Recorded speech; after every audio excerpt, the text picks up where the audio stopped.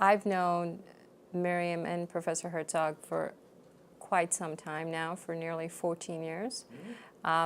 When Professor Herzog first came to see me with Miriam, he was just having very mild cognitive problems. Because of the way you parsed out the languages of the Ashkenazi Jews, people were then able to use that to diagnose medical conditions. There's a correlation between certain genetic diseases and the place of origin. Okay, Miriam, would you tell us about what happened with Professor Herzog? Towards the end of the editorial When process. was that? 13 years ago. I'm not 13 the years date ago. I can't give you exactly. Yeah, so about anyway, 13 the years. end of the last editing, he called me and said he couldn't understand. He somehow wasn't editing right. He couldn't remember things. So I told him he, hadn't slept enough, and the man who did all the computerizing of the atlas, he drank a lot. They'd all had too much to drink, not enough sleep, and he couldn't remember things. And, I took it lightly. But when he came home, I discovered many changes, told his doctor, who made fun of me, and this lasted 2 years, So for you which I've never forgiven him. However, after 2 years, I told him, for my sake, so I don't go crazy, have Mikkel tested. Okay, And we so- came to you then, and unfortunately, you told us he had Alzheimer's. So What that's do you the mean? story. It's not unfortunate that she told us that. Unfortunately, I would have liked her to tell us you didn't. Oh, but it's not unfortunate that she told us. It's unfortunate that I haven't. Yes, you're correct. Thank you. Yeah, Of course. pedantic, that's him, right? Pompous and pedantic, right. We've got to be more precise, you know. Can you tell me a little bit about whether you have any problems? No problem. Sorry. Nothing. Nothing. How's your memory?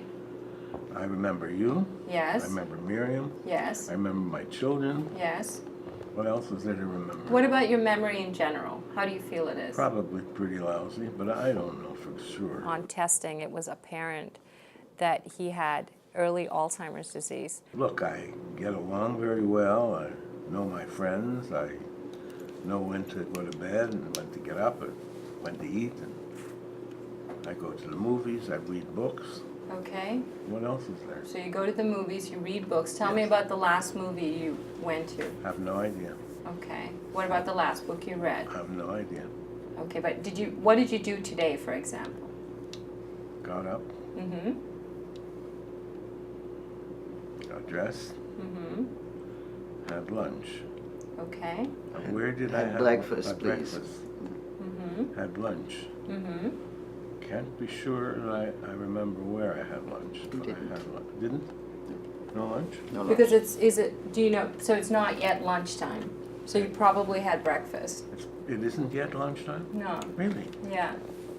He's been currently managed on a combination of medications, and over the last many years, he's been tried on various experimental drugs that we thought at that time would be of benefit for his treatment, and I think that's helped to keep him stable for a longer period of time. So tell me what's happened since then. What's the trajectory of what's happened with Professor Herzog? Well, his short-term memory is just about gone. His long-term memory is still fine. He remembers his childhood, he remembers his past, he remembers sometimes the authors of books better than I do. But short-term, he can't remember if he's had lunch or not, as you discovered earlier. Did I? No. He was able to cover up a lot of his symptoms by adjusting for it with his other cognitive resources. So it's just like if an athlete who is an Olympic sprinter is having trouble with an ankle, he's still going to be able to run a lot faster than someone who's never been an athlete.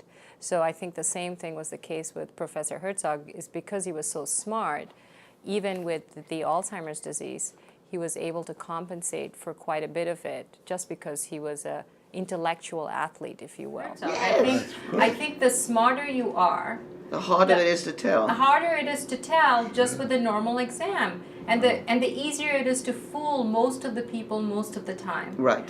And so I think that's what he was doing, was that he was able to fool most of the people most of the time. And when you go to see your internist, I'm sure you were at your very best in terms of how you were doing, and it's only when you were really forced to work, for example, on this atlas, this linguistic atlas, that you noticed that there was trouble, that you were straining, your mental resources were a little more difficult.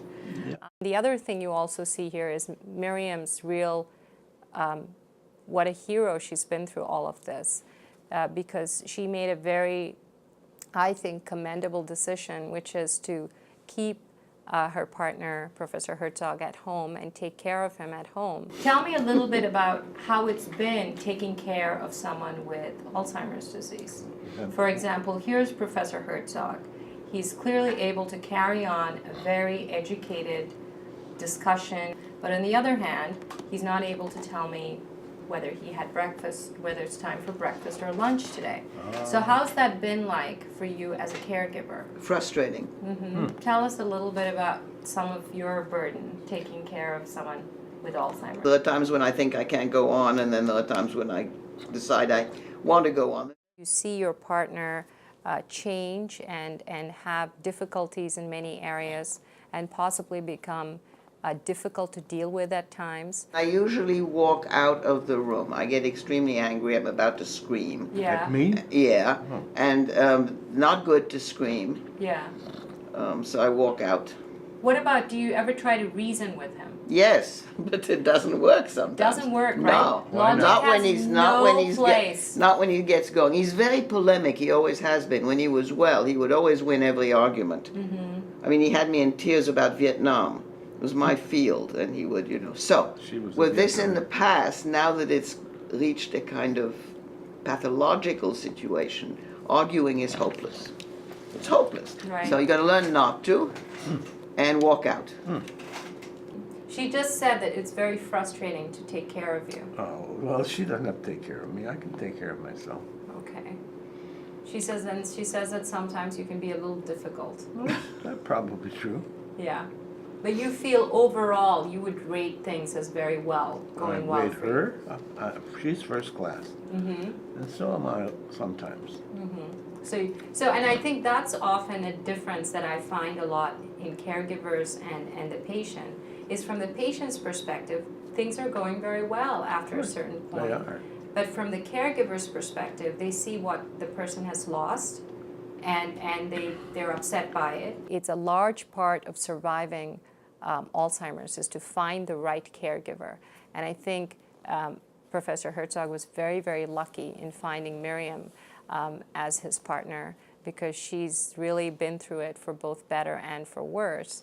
And here you see how she struggles with, at times, anger, and at times she's able to enjoy his company. So I think this case illustrates many things. One is the many phases of Alzheimer's disease. The fact that early diagnosis does make a difference, because you can keep the person functional and with good quality of life for longer periods of time.